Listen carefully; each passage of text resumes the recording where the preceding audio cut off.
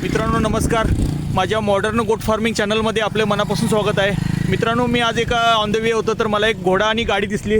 तर आपल्याला माहीत आहे की मी आपल्या चॅनलवर वेगवेगळे टॉपिक घेऊन येत असतो. तर आज चाराविषयी मी माहिती घेतो आहे, वाहतूक कशी करावी चाराविषयी. तर एक शेतकरी जात होते. सर नमस्कार.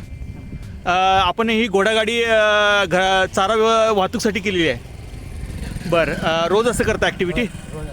म्हणजे काही खर्च नाही आहे?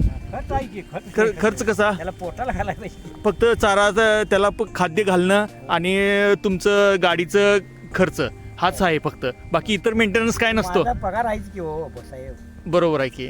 तर आता माझं हे शेळीपालनाविषयी चॅनल आहे. तर मी पण शेळीपालनामध्ये हा तुमचं काडी गवत घेऊन जात होतो, गाडीवरनं घेऊन जात होतो. तर हे चांगले शेतकऱ्यांना मला म्हणायचं की अशा पद्धतीनं तुम्ही वाहतूक केली पाहिजे. हा एक चांगला पर्याय आहे. एक घोडा आणि मागं गाडी आणि त्याची वैरण, हे अतिशय चांगल्या पद्धतीनं मित्रांनो सुरक्षित आणि सेफ्टी पद्धतीनं आपण चारा वाहतूक करू शकतो. आणि ही चारा वाहतूक आपल्याला सर्व शेतकऱ्यांना उपयोगी पडते. म्हणजे चालेल, शेतकऱ्यांना उपयोगी पडेल. तर मित्रांनो अशा पद्धतीनं जयसिंगपूर सर. तर अशा पद्धतीनं माझं, तर मित्रांनो अशा पद्धतीनं शेळीपालन मी केलेलं आहे आणि चांगल्या प्रकारे मी शेळीपालकांना माहिती देत असतो. तर मित्रांनो हे अशा पद्धतीनं तुम्ही केलं पाहिजे. घोडा सर साधारणतः किती रुपयाला मिळतो साधारण मार्केटमध्ये? 3000 6000 घेईल तसं असतं. आणि साधारण गाडीचा खर्च? गाडी आता जवळजवळ 5-6 बरं ठीक आहे.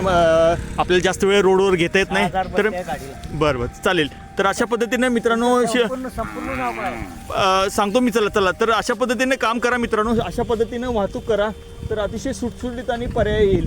आणि अशा पद्धतीने ह्या ग्रामीण भागामध्ये अशा पद्धतीने घोडा बैल, तर हे अशी ते वाहतुकीसाठी सोपं आहे.